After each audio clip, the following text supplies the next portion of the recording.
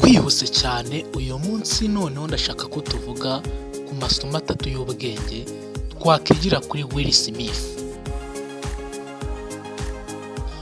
Abantu benshi Will Smith bamuzi nka actor ukomeye cyane, ariko hari uburyo yatekerezaga n'amayeri yakoreshaga, ibyo byatumye bimugeza ku ntsinzi ikomeye cyane.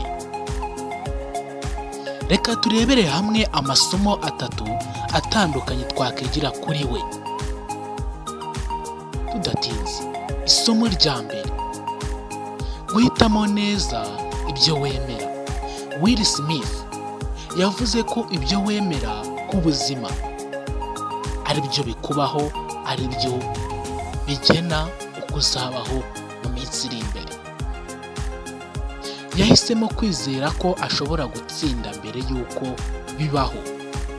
Urufunguzo: ubuzima bwawe butangira mu bitekerezo byawe, muri mindset.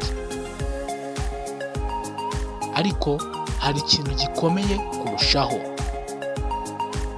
discipline iruta motivation.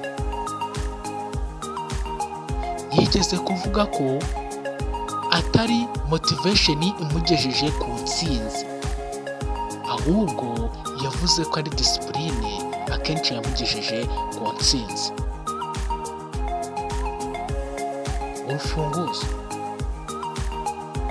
ntutekereze kumva ushaka gukora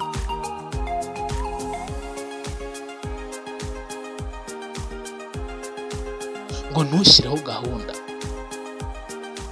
ariko hari strategy yihariye yakoresheje. Iyo strategy yakoresheje ni iyi: ni ukwiyubaka buhoro buhoro. Will Smith yigeze kuvuga ko udashobora kubaka urukuta runini rurerure ngo rwubake ako kanya, ahubwo ugenda ushyiraho itafari.